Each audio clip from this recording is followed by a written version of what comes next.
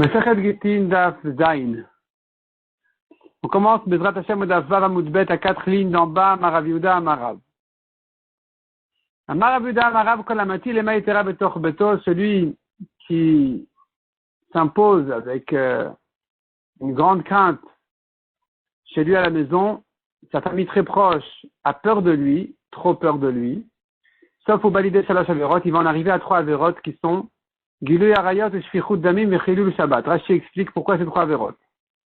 Rashi explique Gilui Arayot, Rashi à gauche, Kshemagi Azman Tvilata Bet Sina, quand la femme doit se tremper au mikvé alors qu'il fait froid, Veyerea Lomar le Tavalti, elle a peur de dire à son mari qu'elle ne s'est pas trempée à cause du froid, et donc on Meshamash Nida. Elle reste Nida sans dire à son mari, il croit qu'elle s'est trempée, alors qu'elle ne l'a pas fait, donc il y a ici un problème de Gilui Arayot. Deuxième problème, Shfichut Damim, Rashi dit Kiyacha, comme ici dans l'histoire de Pilegesh Bagiva. Dans Pilegesh Bagiva, où elle s'est sauvée de son mari tellement elle avait peur de son énervement, ça s'est terminé par une guerre très très dure qui a fait tomber des dizaines de milliers de juifs. Au Péamim, chez Borachat Nipanav, Nofelet, des fois Rashi dit encore, la femme se sauve de son mari tellement elle a peur de lui, elle tombe Be'achat Apratim au Begesher, dans un puits ou d'un pont. Donc ici, il y a un problème de Shfichut Damim, elle risque de mourir. Le Ben Ishraï raconte encore une histoire sur une femme son mari, il s'est énervé, il était très nerveux, et donc elle avait peur de lui. Une fois, elle a vu un serpent, quand son mari n'était pas là, elle a vu un serpent qui est venu boire du verre du lait de son mari. Il y avait une tasse de lait, et le serpent est venu goûter de ce lait-là, et elle n'a pas eu le temps de verser le lait que son mari est arrivé. Il s'apprêtait à boire, elle a eu peur de lui dire qu'il y a un serpent qui a bu, et tant qu'elle hésitait de lui dire ou ne pas lui dire, il a déjà bu, et il est mort. Donc encore ici un problème de Shfichut Damim, finalement c'est lui-même qui est mort de là. Le Chilul Shabbat, troisième problème, dit la Gemara, Chilul Shabbat, Rashi explique pourquoi, Pe'amim Shemadlek et Ner, des fois elle n'a pas eu le temps d'allumer les bougies, ou les bougies sont éteintes, et elle a peur de son mari, elle va l'allumer après la nuit, Omevashelet Mishecha Shecha. Ou bien elle cuit après la nuit. Elle n'a pas terminé de cuire, il manque quelque chose, elle ajoute dans la marmite, elle peut ajouter de l'eau quand ça commence à brûler ou à sécher. Donc finalement, ici un problème de Chilul Shabbat, alors qu'il fait nuit déjà, mais Pneumato, à cause de sa crainte, le mari ne sait même pas.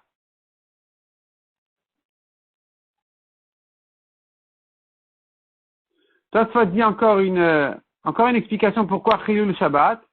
Tosfot en bas dit Buramatri Shalosh Averot. Il dit qu'il ramène Beseder Olam Amar, dans le livre de Seder Olam, qui raconte l'histoire et d'autres précisions qui ne sont pas écrites dans le Nar, dans le Navi. Donc il dit à propos de l'histoire de Pilegesh Bagiva, de Otoyam de Pilegesh Bagiva, Shabbataya. Ce jour-là, le jour de la guerre, c'était un Shabbat. Donc il y a eu ici aussi un problème de Chilul Shabbat. De Rabbeinu Hananel Katav, Gimel Averot, qui sont Gilui Arayot et Shfichut Damim et Chilul Shabbat, le Gimel, Meshloshtam, ça veut dire Ayub et Pilegesh Bagiva. Les 3 ont eu lieu à Pilegesh Bagiva. Gilui Arayot, c'est la fille qui a été violée toute la nuit, jusqu'à qu'elle est morte. Shfichut Damim, bien sûr, c'est elle, et toute la guerre. Et Chilul Hashem, Chilul Hashem, c'est le 3e.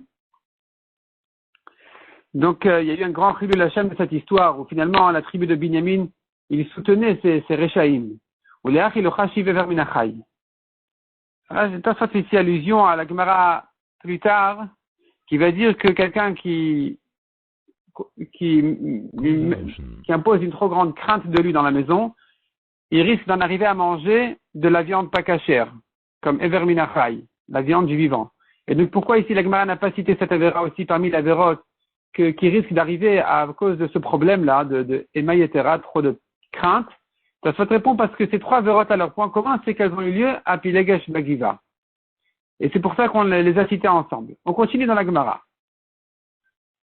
Amar, Rabba Barbarchana, Hadamre Rabbanan, Shlosha Dvarim, Tarich Adam, Lomar, Betoch, Beter, Shabbatim Chashecha. Parce que les Chachamim ont dit qu'un homme doit dire 3 choses. Proche de Shabbat, avant la nuit. Il doit demander, Isartem, est-ce que vous avez fait les prélèvements déjà? Et Ravtem, est-ce que vous avez fait déjà le Hérouv? Rachid dit Hérouv et Chaserot pour porter dans la cour.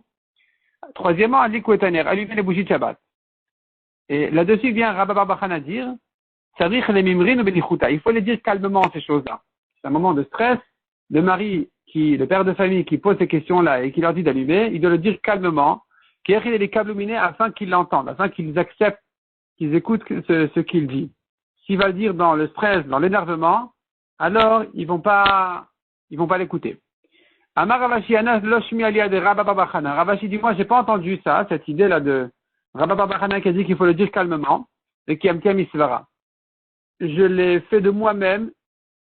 Misvara, c'était une svara pour moi, c'était logique pour moi de comprendre que c'est pas en disant avec énervement, en criant, est-ce que vous avez prélevé, vous avez fait les roues, allumé les bougies, c'est pas comme ça qu'on va m'écouter.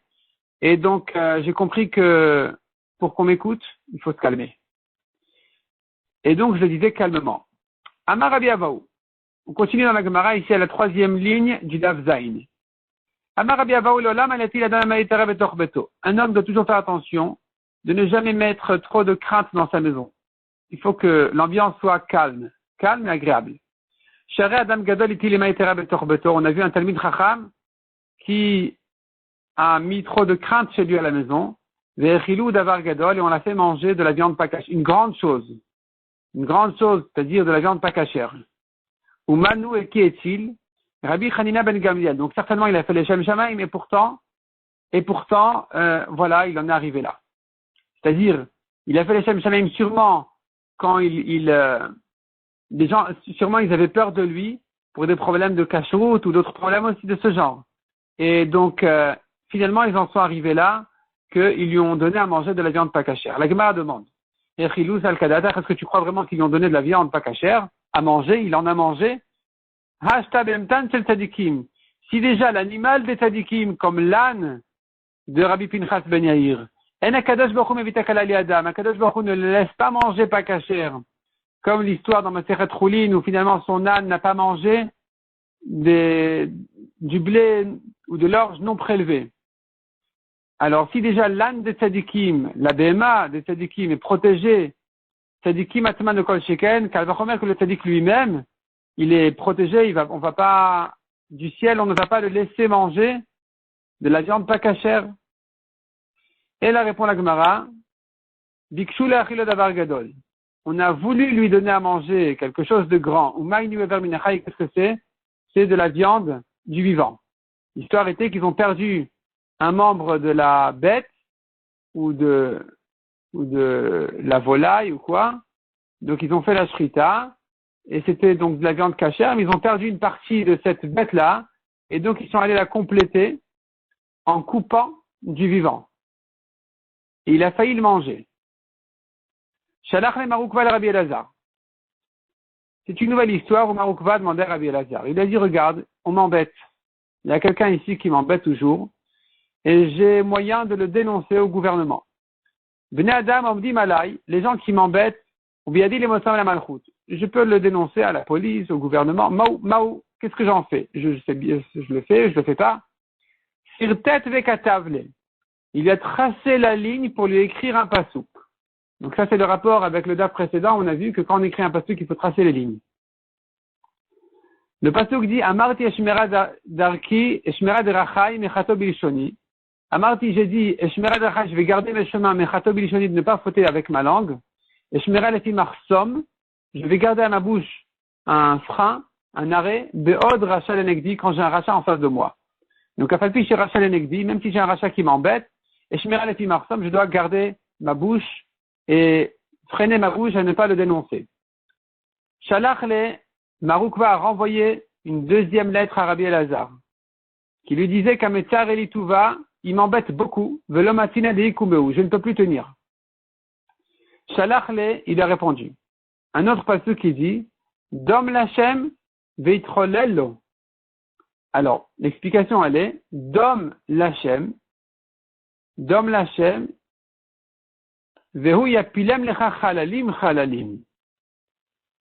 Dom Lachem, ça peut vouloir dire, Dom, garde le silence, tais-toi, pour Hachem, Vehu, et lui, Yapilem lecha chalalim chaim, il va te les faire tomber morts.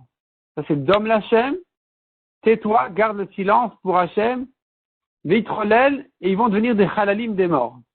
La Gemara l'explique encore d'une autre manière. Hashkem ve'arev alen le bet hamidrash, ve'hen kalin me'elehen. C'est-à-dire que si tu veux une sgoula pour que ton ennemi tombe sans que tu le dénonces, la sgoula elle est va-t'o au bet hamidrash et reviens tard du bet hamidrash et ils vont se terminer d'eux-mêmes. Ils vont s'exterminer d'eux-mêmes.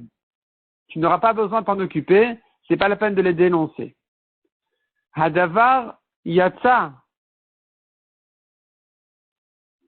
mipi Rabbi Elazar. La chose est sortie, la parole est sortie de la bouche de Rabbi Elazar qui a dit cette ségoula à Maroukva. Untanu le Gneva bekola. Gneva était celui qui l'a embêté. Et il a été attrapé par la police et on l'a enchaîné pour le traîner à le tuer. Shalchou le Maroukva. Nouvelle question, on a demandé à Maroukva. On lui a envoyé la question.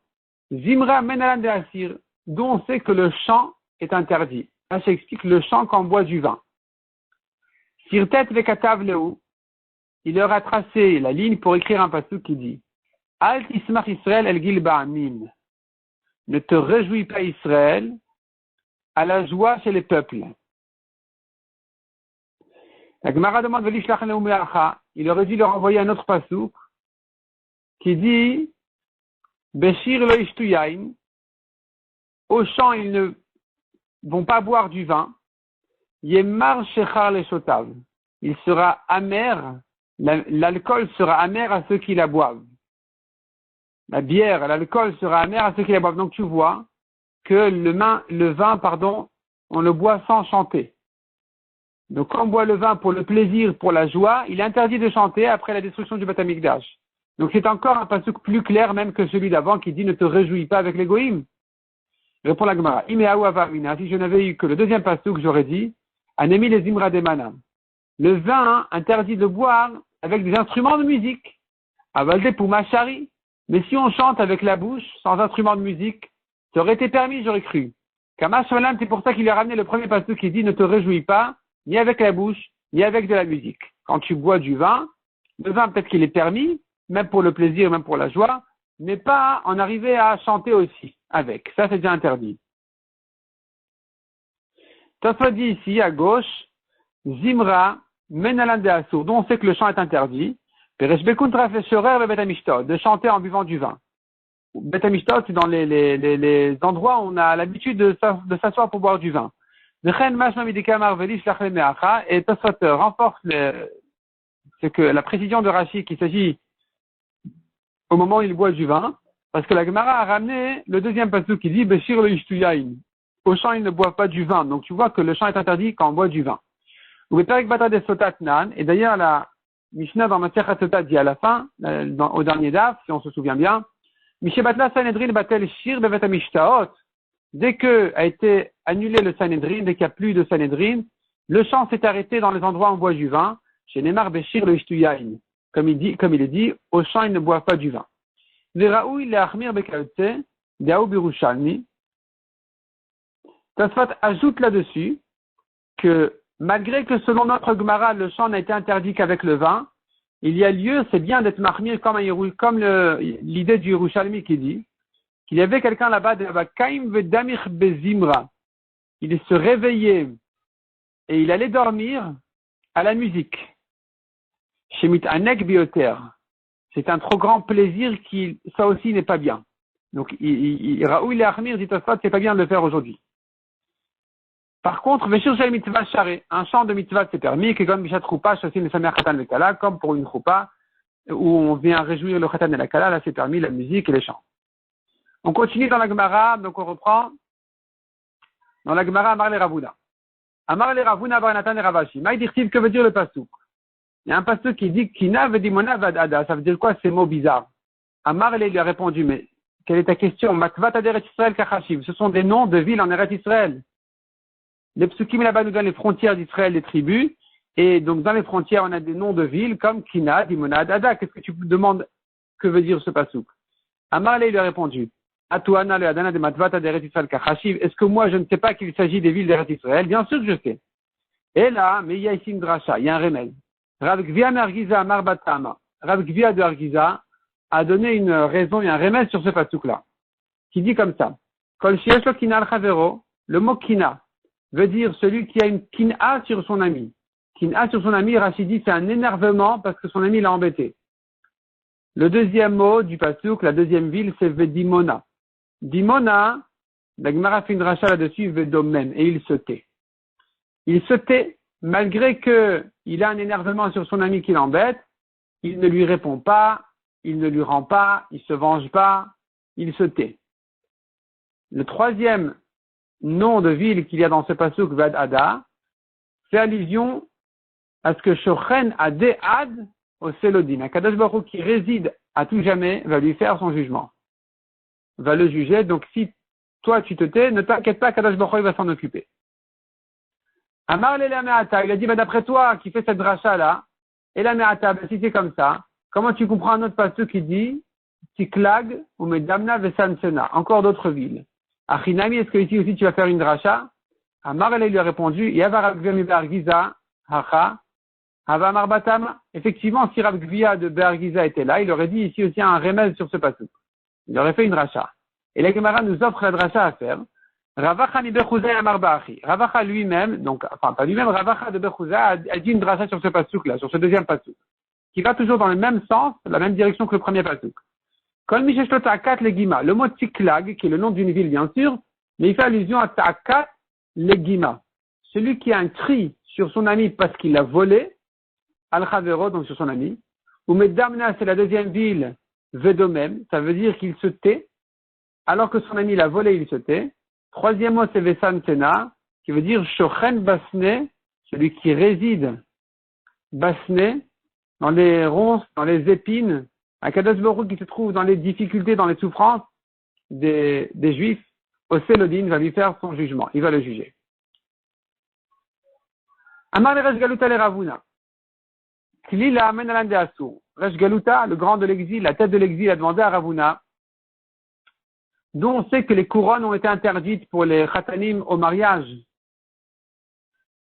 On faisait au khatanim, au mariage, des couronnes en or, en argent, toutes sortes de couronnes, elles ont été interdites. Donc c'est Amar le Midi Rabbanan. Il a dit, il n'y a pas de psukim à chercher pour prouver que c'est interdit, ce n'est que Midi Rabbanan. Donc tu me demandes d'où on sait. C'est pas d'où on sait, c'est Midi Rabbanan. Vietnam, comme on a vu dans la Mishnah à la fin de Tota, dans la guerre de la Spasianus, Gazwa la Trot Khatanim, les Chachamim ont interdit les couronnes des Khatanim vers la Erous. Erous, c'est une sorte de cloche pour faire de la musique au mariage. Adeachi, entre-temps, Kam Ravuna l'a fnouillé. Ravuna qui a donné cette réponse à Resh Galuta, il s'est levé pour partir faire ses besoins. Amar Ravriza qui est resté là-bas, qui a entendu la discussion, il a dit à Resh Galuta, je vais te donner la réponse à ta question. Tu demandes d'où on apprend ça, il y a un pasuk qui fait allusion à cette interdiction.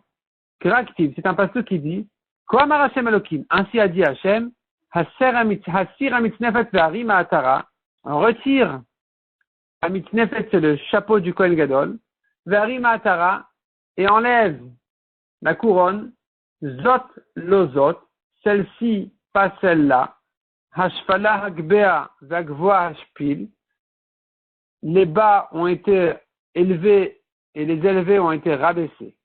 La Gemara va faire une racha sur tout ce pasuk-là. Donc, Rav Rizda lui explique, on voit de ce pasuk-là, qui dit, retire le chapeau du Kohen Gadol et enlève la couronne. Quel rapport entre le chapeau du Kohen Gadol et la couronne? Elle a le marlecha. Pour t'apprendre, tant que le Kohen Gadol il porte son chapeau de Kohen Gadol, atara berosh kol adam, tout homme peut garder sa couronne, comme le khatan.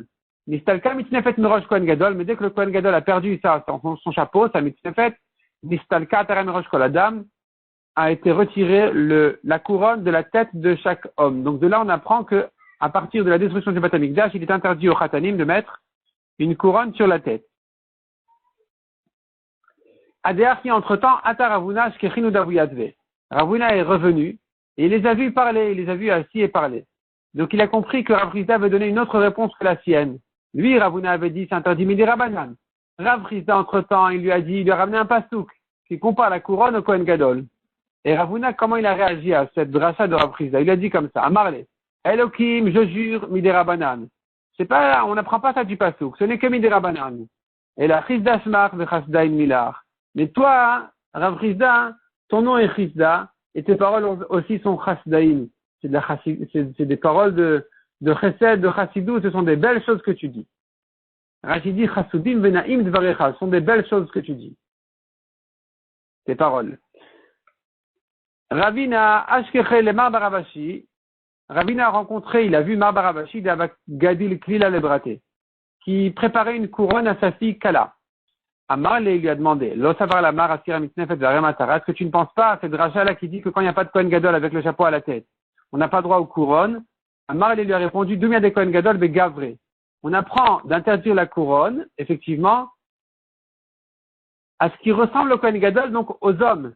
Aval Beneshelo, mais aux femmes, ça n'a pas été interdit. Une femme Kala peut garder une couronne à la tête. Maïzot lozot. Que veut dire la suite du pasteur qui dit celle-ci et pas celle-là? Daras Rav Avira. Rav Avira fait une dracha sur ce pasteur-là en disant Zimni namar le mishmé de Ravami, ve Zimni namar le mishmé de Ravasi. Des fois, il ramenait cette dracha au nom de Ravami et des fois au nom de Ravasi. La dracha est comme ça. Zot lozot. Ça veut dire quoi? Beshachamar Kadosh Baruch Hu Israël.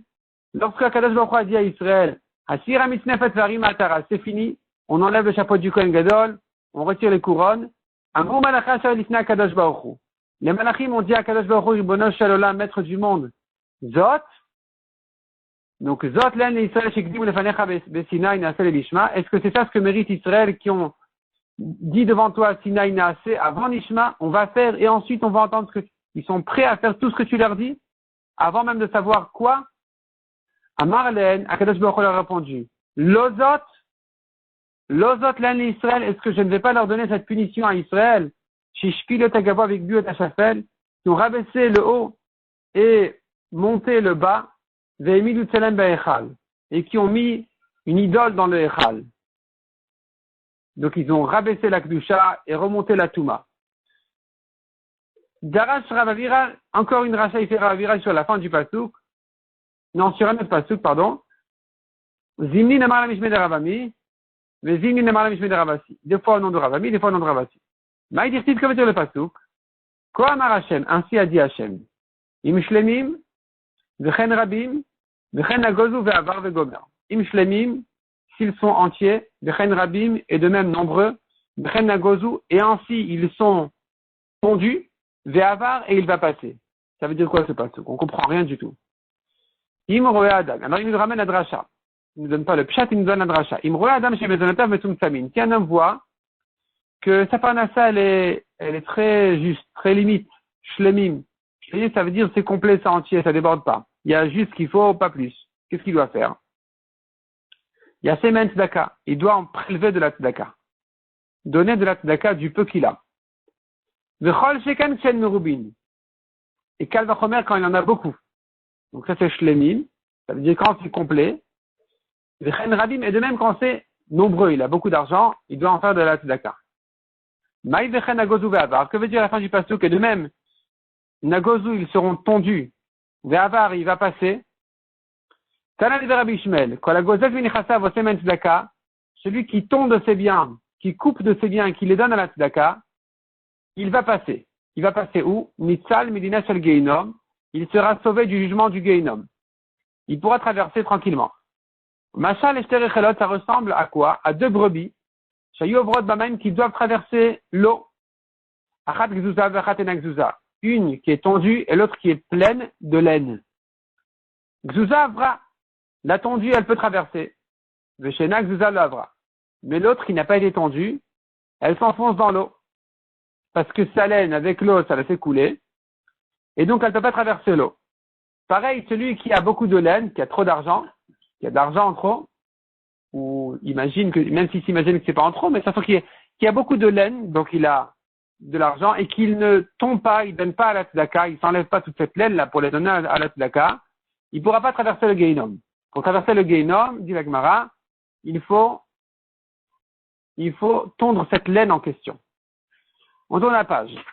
Veinitir, la fin du passage qui a dit Veinitir, je te réponds, ça veut dire quoi?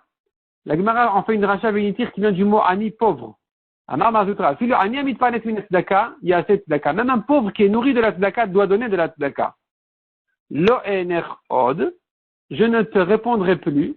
Mais dans la dracha, lo ener vient du mot ani, donc à nouveau, ça se rapporterait sur le pauvre qui a donné de la tzedaka et qu'il ne sera plus pauvre. Tane Rabbi Yosef, shuv en marin osimena niut, on ne va plus lui montrer des signes de pauvreté.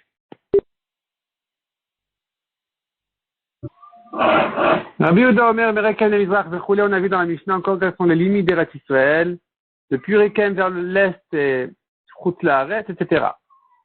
Et on a vu là-bas encore que Akko, c'est la fin du nord d'Eretz Israël. Plus au nord que ça, c'est déjà Chutz Laaretz. Même Akko, c'est une machloket. Demande à Gemara le même de Akko l'Itzfona d'Eretz Israël. Kaïma, est-ce que cela veut dire que Akko est au nord d'Israël? C'est la fin du nord vers Aminou. Pourtant, on a une autre braïta qui dit un homme qui marchait depuis Akko jusqu'à la ville de Kziv, qui est plus au nord que Akko. À sa droite, qui est à l'est du chemin, il y a là-bas la Touma de Chutz Laaretz, la terre des Goïm, ou Ptura Mina Maaser, et ce qui pousse là-bas n'est pas tour de prélèvement parce que c'est Chutz Laaretz, ou Mina Shvit et de la Shemitah. Jusqu'à ce que tu saches que c'est un endroit qui est Eretz Israël. C'est-à-dire, en principe, c'est Chutz Laaretz, sauf si quelqu'un vient te dire, tu sais, ici, le chemin, il rentre un petit peu à gauche, il s'enfonce un peu vers l'ouest, donc à l'est, c'est encore Eretz Israël. Effectivement, tu dois craindre que c'est Eretz Israël. Mais si on t'a rien dit, en principe, l'est du chemin, qui monte au nord de Akko à Kziv, c'est Chutz Laaretz.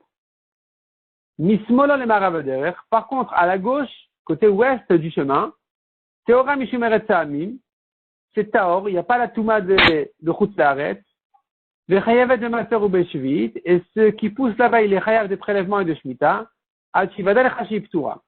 Jusqu'à ce que tu saches que, quelqu'un vient te dire, sache que ici le chemin, il est sorti un petit peu vers la droite, il est sorti à l'est, et que même à la gauche du chemin, c'est encore Chutz Laaretz. Tant qu'on t'a pas dit ça, tu considères que la gauche, l'ouest, c'est Eretz Israël. Sauf si quelqu'un te dit que non, là, tu pourras le croire effectivement que Iptura, c'est pas tour des prélèvements. Adechan, jusqu'où on monte comme ça vers le nord et on a encore, donc sur le chemin, on dit encore qu'on est en Eretz Israël, Ad Kziv, jusqu'à la ville de Kziv. Rabbi Shmuel Rabbi Yossi Omer, Mishum Aviv, Ad Lavlevu. Rabbi Shmuel dit au nom de son père Rabbi Yossi, jusqu'à la ville de Lavlevu. Donc la question ici, elle est, comment notre Mishnah a dit que Akko, c'est la fin du nord? Or ici, on voit que de Akko jusqu'à Kziv, encore vers le nord, c'est Eretz Israël. Répond la Gemara Marabaye, Retua Nafka.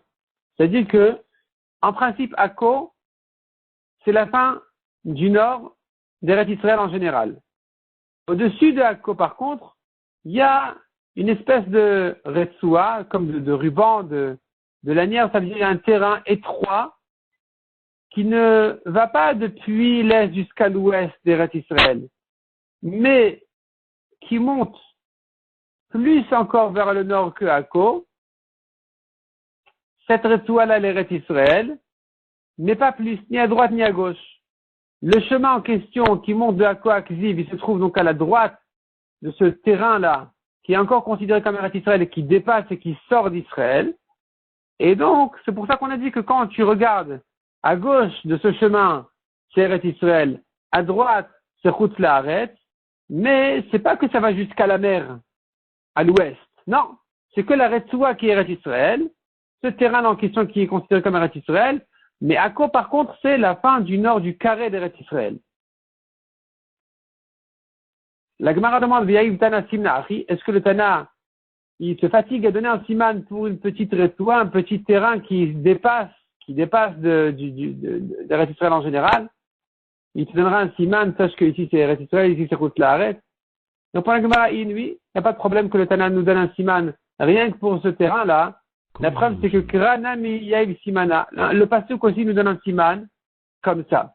Dirtiv, comme il est dit dans le Pasuk. Vayomru Hine Chag Hashem Beshilo Miyanim Yanima. Ils ont dit, voici, c'est la fête pour Hashem dans la ville de Shilo, depuis tous les jours. Asher, qui se trouve la ville de Shilo, Mitzafon al Bethel, au nord de Bethel, Mizrecha Shemesh, et qui se trouve, donc Shilo se trouve à l'est, les Messila, à l'est du chemin, Haolem Bethel Shrema, qui monte de Bethel vers Shrem, ou Minegav l'Ilvona, et au sud de l'Evona. On a à nouveau ici dans Rashi le plan. Donc on voit ici Bethel au sud. On voit ici Shiloh plus au nord que Bethel. Et à l'est du chemin qui monte de Bethel jusqu'à Shrem vers le nord. Shiloh se trouve aussi d'ailleurs au sud de l'Evona, comme on voit tout ça dans le plan qui est ramené ici dans Rashi. Donc en tout cas, tu vois ici que le Passouk nous indique des références en fonction d'un petit chemin, et c'est pas un problème. Donc pareil, on pourra dire sur la Mishnah qui avait dit à propos de Akko et Kziv, que le centre d'Israël, c'est-à-dire Eretz Israël en général se termine à Akko, mais effectivement il y a encore un terrain qui monte plus haut. Zama Rafapa. Les Mizracha Shel Messila. Rafapa dit que quand on nous dit que Shiloh se trouve à l'est, c'est pas à l'est de Bethel. On a déjà dit que c'est au nord de Bethel. Donc quand je dis à l'est, c'est à l'est du chemin, à l'est du sentier qui monte de Bethel à Shrem. Donc tu vois que le Tana peut se référer à un petit chemin et pour en donner un siman. La Gemara maintenant revient à la Mishnah. Tana Chada. Nous avons une braïta qui dit à Neviget Besfina Kenevi Beret Israël. Un guet qui est écrit dans un bateau. Dans un bateau, la Gemara comprend ici dans les fleuves d'Eretz Israël. Le guet est écrit sur le bateau. Et celui qui amène ce guet là du bateau, c'est comme s'il avait amené d'Eretz Israël, parce que les eaux d'Israël sont aussi comme Eretz Israël. Et c'est pas la peine donc de dire, il a été écrit et signé devant moi. Vetanya Idach, autre braïta qui dit, Kenevi Bechut Laaretz. Les fleuves d'Israël, c'est comme Chut Laaretz. Le guet qui a été écrit sur ce bateau, il faut dire que ça a été écrit devant moi, le Shaliar. Donc les deux braïtas se contredisent. Répond la Gemara, première réponse. Amar Rabbi Yirmiyah le Kacher Rabbi Yehuda Rabanan. Sur marloquette de Rabbi Yehuda et Rabanan, comment considérer le bateau qui se trouve en Eretz Israël? Detnan, Afar Chut Laaretz Aba Besfina Laaretz. Un homme qui a transporté de la terre de Chut Laaretz et qui l'a mise dans le bateau qui voyage sur les eaux d'Eretz Israël, et ça a poussé, il y a quelque chose qui a poussé sur cette terre-là, au fond du bateau. Chayav et Maser ou Beshvit. Ça porte la Kedusha d'Israël. Il faut faire les prélèvements et garder la lacha de Shemitah.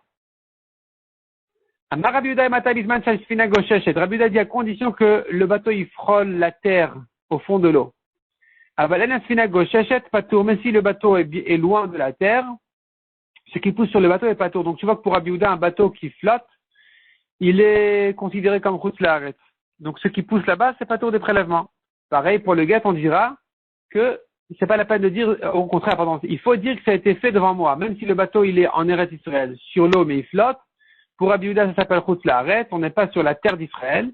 Et donc, il faut dire que ça a été fait devant moi. Par contre, selon Tanakama qui a dit que ce qui a poussé dans le bateau est chayav de toute façon, est chayav de maaser, peu importe si le bateau, il est en haut ou en bas, eh bien, il dira que pour le guet aussi, c'est comme Eretz Israël, il est pas tour de, c'est pas la peine de dire, ça a été fait devant moi.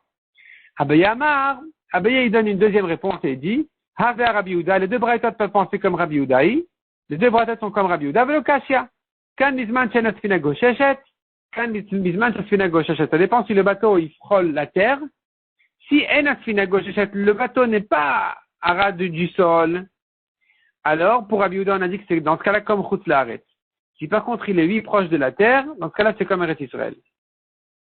La Gemara va comparer cette marque de Rabbi Yehuda et Rabbanan à un autre cas, au cas d'un pot. Amar Rabbi Zera, Atit Nakouv, un pot percé, un pot de terre percé, mais qui est en l'air. Amunach al-Gabe Etedot, il est suspendu, il est posé sur des pieux, des grands clous, bref, il ne touche pas la terre. Il y a de l'air entre le pot et la terre. On arrive ici à la discussion de Rabbi Yehuda et Rabbanan, que selon Rabbanan, c'est considéré comme Eretz Israël, ce qui pousse dans ce pot-là, même si c'est loin de la terre, et pour Rabbi Yehuda, c'est Chut Laaretz, parce que comme le bateau qui est loin de la terre, Rabbi Yehuda le considère Chut Laaretz, pareil pour le pot.